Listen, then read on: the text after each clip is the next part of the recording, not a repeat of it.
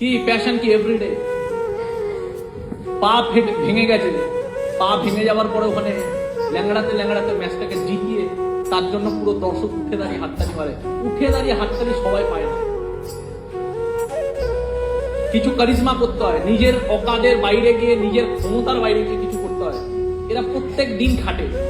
এখানে যে কটা চ্যাম্পিয়নের ভিডিও দেখানো হলো, কতটা কঠিন কাজ এরা করে। আমরা কি এদের থেকে কঠিন কাজ কিছু করছি? হ্যাঁ, কত প্র্যাকটিস করতে হয়। 4 বছর একটা দিন রেস্ট নেয় না। সুইমার হওয়া কি সোজা? শীতকালে কনকনে ঠান্ডায় ঘন্টার পর ঘন্টা ওই ঠান্ডা জলে প্রত্যেকদিন সুইমিং প্র্যাকটিস করা, 6 ঘন্টা 8 ঘন্টা, সোজা না। ঠান্ডা জলে প্রত্যেকদিন 6 ঘন্টা 8 ঘন্টা প্র্যাকটিস করা, তারপর একটা বিশ্বমান সুইমার হয়, সোজা না। কত লোক এরকম প্র্যাকটিস করে, তারপর থেকে একজন গোল্ড পায়। বাকিরা আনট্যালেন্টেড না বা প্র্যাকটিস করেনি তা না, কিন্তু পায় একজন। বাকিরা পরের 4 বছর আবার প্র্যাকটিস করে, সেম কষ্ট। সুইমার হওয়া সোজা না। একটা অ্যাথলেট যে দৌড়ায়, সে 6 ঘন্টা দৌড়ায়। কোনোদিন 6 ঘন্টা দৌড়ে দেখেছি আমরা?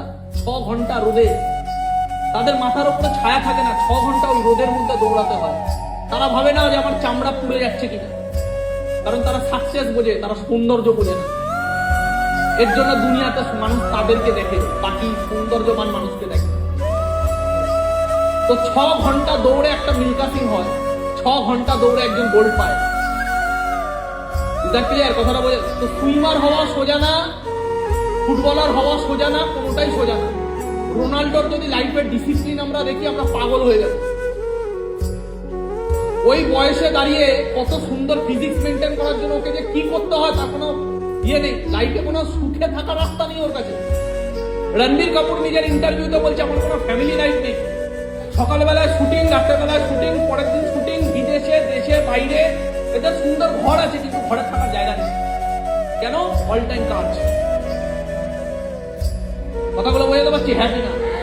এরা কারা? এরা তারা যারা লাইফে প্রথম জন্মের 5 বছর বয়স থেকে পুরো জীবন একটা জিনিসের পিছনে দিয়ে দিয়েছে, তারপরে এরা আজকে এই জায়গায় গেছে।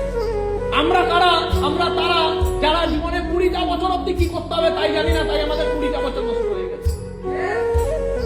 পৃথিবীর সব প্ল্যাটফর্মে পেতে গেলে 5 বছর বয়স থেকে তপস্যা করতে হয়, তারপরে 20 বছর বয়সে গিয়ে একটা প্ল্যাটফর্ম জোটে।